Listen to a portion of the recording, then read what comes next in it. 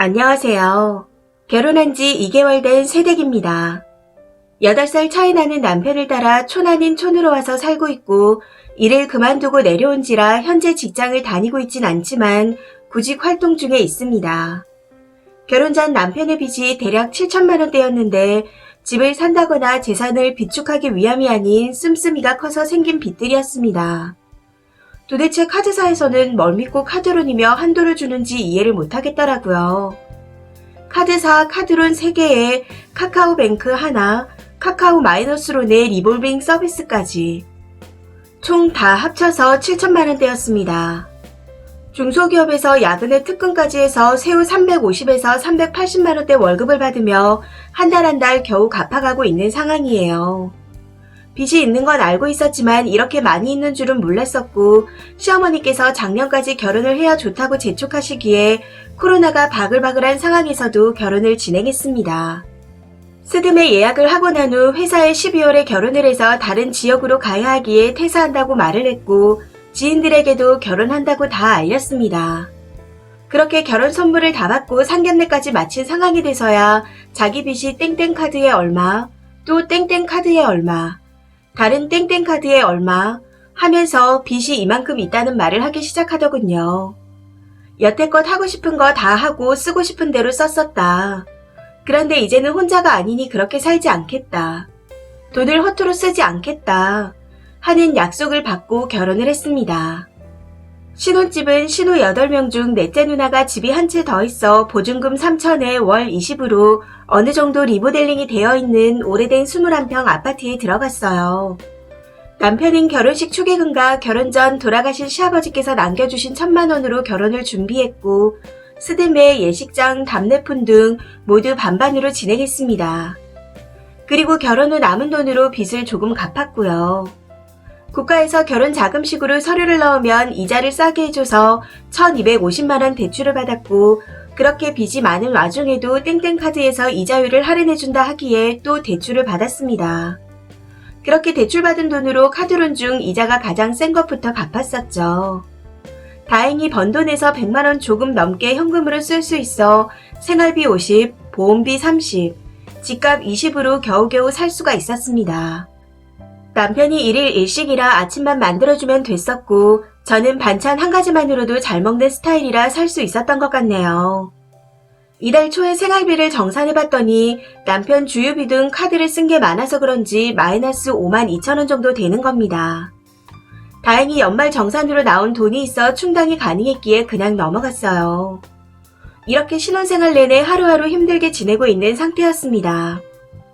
그런데 문제가 터진 게 보험금 납부 금액을 다시 확인해 보려고 은행 계좌 어플을 켜봤더니 보험약관 대출 이자가 3만 원 정도 있더라고요. 그걸 보는 순간 저도 모르게 대출이 또 있나 싶어 너무 짜증나고 화가 났습니다. 그래도 일단은 최대한 침착하게 대출이 얼마냐 하고 물었더니 640만 원이라고 정말 담담하게 말하는데 그런 남편을 보고 순간적으로 폭발했습니다. 사실 처음엔 7천도 괜찮다. 2년 정도만 고생하면 되겠다 하고 생각했어요. 솔직히 640만 원, 7천만 원에 비하면 아무것도 아니죠. 그런데 갑자기 튀어나오는 대출금에 참을 수 없을 정도로 화가 났습니다. 진짜로 산 넘어 산이다라는 생각이 들면서 남편과 말도 하기 싫어지더군요. 그래서 이틀 동안 말 한마디 안 하며 아침만 챙겨줬었는데 그래도 내 남편이다. 잘 살아보자.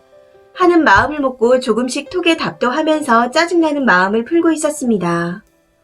그런데 그 와중에 남편 생각에는 빚을 조금씩 갚아 나가는 것처럼 보였는지 놀러를 다니고 싶었나 보더라고요. 전부 빚으로 갚은 거였는데. 더 황당한 건 그 놀러라는 걸 저는 빼고 본인 친구들과 가고 싶다고 하는 겁니다. 남편 친구들이 다 잘 살아요. 나이 39 돼서 다들 좋은 아파트에서 자가로 살고 있고 빚도 거의 없다고 들었습니다. 그 중에는 사장님도 있다고 하던데 무튼 그냥 다 잘 살아요. 남편이 친구들과 모이면 주로 당구 내기를 하고 술도 마시는데 친구들에 비해 당구를 못 치니 돈을 잃을 게 뻔해서 가지 말라고 했습니다.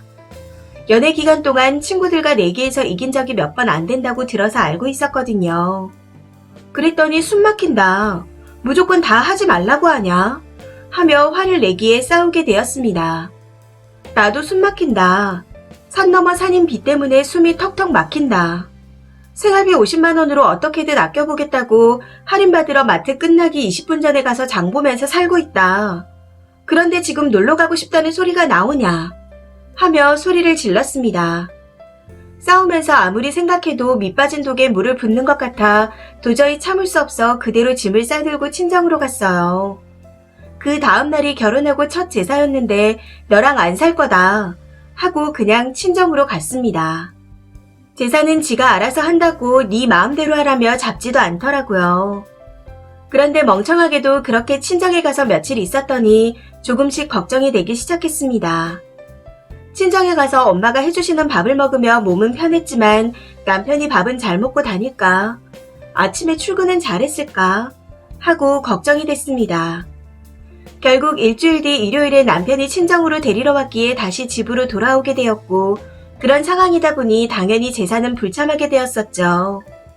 그런데 오늘 막내 신우와 다섯째 신우가 다짜고짜 집으로 찾아와서 시댁의 첫 제사에 며느리가 안 왔다며 혼을 내는 겁니다. 저도 가만히 듣고만 있을 수 없어 빚 7천만 원 있는 것까진 그래도 괜찮다고 생각했다. 그런데 갑자기 640만 원이 툭 하고 튀어나왔는데 그걸 발견하자마자 너무 화가 났다. 7천만 원에 비하면 640만 원 아무것도 아니라고 생각할 수 있겠지만 이게 참을 수 없을 만큼 속상했다. 그런데 거기서 또 놀러 간다 하니 밑빠진 독에 물을 붓고 사는 것 같아서 친정으로 갔다. 제사 안 간 건 저도 잘못했지만 저는 빚 갚는다고 돈 모으기 급급한데 오빠는 돈이 생기는 것 같으니 또 놀러 나갈 궁리만 하는 것 같아 짜증이 나서 그랬다. 하고 말했습니다. 그랬더니 다섯째 신우가 우리는 당연히 신랑 쪽 집안 사람이라 팔은 안으로 굽을 수밖에 없다. 아니 남들처럼 1, 2억 빚이 있는 것도 아닌데 뭐가 문제냐. 빚 없이 사는 사람이 몇이나 되겠냐. 둘이 아직 아이도 없는데 올케도 젊으니까 같이 벌어서 빚 갚으며 살아라. 하고 말하더군요. 그땐 제사 안 간 게 큰 잘못이라 생각했기에 다른 말 없이 알겠다고 대답은 했는데 이게 생각할수록 너무 억울했습니다. 저 나이 31살에 빚 없이 지내왔고 빚이라곤 학자금 뿐이었어요.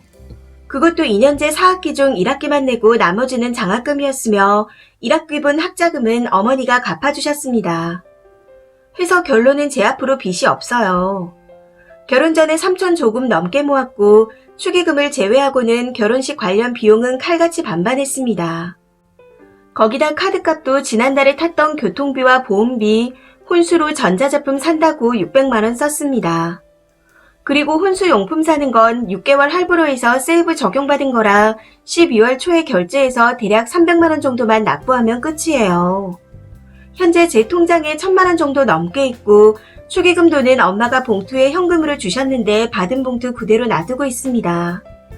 그런데 제가 제사를 안 간 죄로 남편이 결혼 전에 헤프게 쓰면서 진 빚을 갚는 게 맞는 이치인가요? 저는 제가 제사를 안 간 건 잘못이지만 남편 빚을 같이 돈 벌어서 갚는 건 억울하다고 생각해요. 이런 생각하는 제가 이기적인 건지 정말 궁금합니다. 추가입니다. 많은 분들이 써주신 댓글 잘 읽어보았습니다. 제가 저 정도밖에 안 되니 저 정도 남자를 만난 거다 하시는 분도 계시고 제가 멍청하다며 그 집안에서 나오라는 분도 계시네요.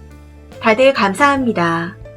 사실 누구한테 말하기 힘들어서 글을 쓴 거였는데 글을 쓰는 내내 눈물이 멈추지 않았습니다. 너무 속상하고 제가 봐도 제 자신이 불쌍하다고 느껴져서요. 그런데 제가 참 바보 같고 멍청하다고 느껴지는 게 남편을 사랑하는 마음은 없어지지 않더라고요. 오늘 아침 6시쯤 친정 엄마께 나 진짜 마지막으로 징징대도 돼? 하고 톡을 보낸 후 전화를 했습니다. 숨김없이 있었던 일을 전부 다 말씀드렸어요. 제 얘기를 들으신 엄마께서는 남동생과 바로 가겠다 하시며 급하게 쓸 것만 챙겨서 기다리라고 하시더군요. 저희 엄마께서는 오시자마자 남편에게 첫 제사에 안 간 건 100번 1000번 잘못했다. 그런데 그렇게 많은 빚을 갚으면서 시댁 눈치까지 보고 살게 하고 싶지는 않다. 이번 일로 자네가 누나들로부터 방패가 되어줄 수 없는 사람이라는 걸 느꼈다. 그러니 지금 그만하는 게 맞는 것 같다. 하고 말씀하셨습니다. 그 상황에서도 남편은 아무 말도 하지 않고 듣고만 있는데 그 모습이 참 실망스럽더군요. 그렇게 저는 엄마와 함께 급한 짐만 챙겨 들고 나와 친정으로 왔습니다. 저를 집에 내려주고 엄마는 일을 나가셨고요. 남편에게 전화해서 누나들 안 보고 살 순 없냐. 오빠만 보고 각자 가족 알아서 보면서 살면 안 되겠냐 하고 물었더니 싫다고 하더군요. 저는 시댁 생각만 해도 입이 바짝바짝 마르는데 댓글들을 읽어보니 이혼하라는 분들이 많으시던데 친정 엄마께서도 이혼하라는 주장이 강하셔서 이대로 끝낼 것 같습니다. 아직 혼인신고가 안 되어 있으니 그냥 헤어진다는 게 맞는 것 같네요. 혼수용품은 용달불러 친정집 가전으로 써야겠습니다. 이렇게 제 짧았던 결혼 생활이 끝이 날 듯 하네요. 답답한 글 읽어주시고 조언해주신 모든 분들 많은 도움이 되었습니다. 진심으로 감사드립니다. 댓글입니다. 첫 번째 댓글. 제사 안 간 건 잘못이 아니라고요. 제사 도움이세요? 무단결근했어요. 제사 안 간 게 대체 왜 잘못이라고 스스로가 생각하고 있죠? 남편은 남편의 책임을 다 안 해도 잘못이라 생각 안 하는데 왜 제사 안 간 건 며느리의 잘못이에요? 본인이 죽을 죄를 지었다고 스스로 생각하고 있으세요? 정말 답답합니다. 두 번째 댓글. 아직도 좋다니. 연락은 왜 해요? 친정엄마는 전생에 무슨 업보가 있길래 님 같은 걸 딸이라고 낳아서 거지 집구석에 거지남과 결혼하는 모습을 지켜봐야 해요.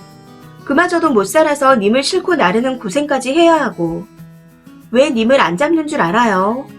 남자는 님과의 결혼으로 어느 정도 빚 정리가 되었으니 아쉽지 않은 겁니다. 님이 돈이라도 벌어서 더 여유로우면 잡았을지 모르겠으나 그게 아니니 효용 가치가 다 떨어진 거죠. 거지남인데 인성도 쓰레기인 겁니다. 사람 이용이나 하고 염치도 없고 며느리 도리는 또 바라고. 그런 사람인데도 좋아요. 남자는 님 안 사랑해요. 오히려 우습게 보죠. 님이 취업해서 열심히 돈 벌어다 빚 갚으면 또 빚 내고 다른 여자랑 바람도 필 겁니다. 이건 100%예요. 그만 연락하고 짐 다 빼세요. 당분간은 남자 만나지 말고 자존감이나 키우시고요. 진짜 제 지인이었으면 때려서라도 정신을 차리게 하고 싶네요. 세 번째 댓글. 남편은 절대 그 빚 못 갚을 겁니다. 집 사거나 전세 자금으로 대출한 거라면 집이라도 있지요.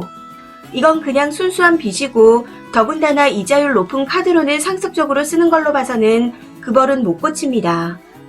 곧 신용 불량자 되고 쓰니까지 그렇게 되겠죠. 자기 앞으로 대출 다 받으면 쓰니 이름으로까지 대출 받자고 할 게 뻔합니다. 여기서 인연을 끊는 게 맞아요. 네 번째 댓글. 친정 엄마까지 나서게 했으면 정신 좀 차리세요. 기껏 집에 데려다 놨더니 로미오와 줄리엣 놀이를 하고 있나요? 신호 안 보고 사는 게 문제가 아니잖아요. 팔이 안으로 굽는 게 문제예요.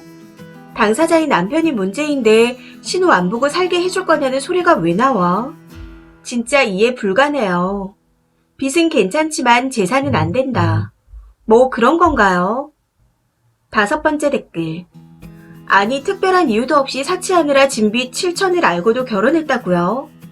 고친댔다고 그걸 믿어요? 고쳐야지 하고 바로 고칠 것 같았으면 그런 빚 만들지도 않아요. 주변에 알린 게 대수인가? 저런 인간이랑은 식장에 들어가다가도 엎어야 될 판에. 그리고 남편 밥 걱정에 제사 안 간 게 큰 잘못이라는 둥 하는 거 보니 진짜 어디 모자란 것 같네요. 그 와중에 신우들 안 보고 살면 안 되냐니. 상 등신이 따로 없네요 진짜. 여섯 번째 댓글. 추가글까지 보니 그나마 다행이네요. 그런데 이 결혼이 누나들만 안 보고 산다고 해결된 문제가 아니잖아요. 글쓴이를 붙잡지 않으니 얼마나 다행입니까? 혹시라도 나중에 붙잡으면 절대 넘어가지 말고 딱 연을 끊으세요. 일곱 번째 댓글. 혹시라도 어쩌다 혹해서 애 만들 짓은 하지 마세요. 쓰니 하는 짓 보니 미련이 뚝뚝 흘러서 징징대다가 다시 합칠 것 같은 느낌이라. 제발 지금이라도 정신 차리세요. 이 사연은 여기까지입니다. 시청해주셔서 감사합니다.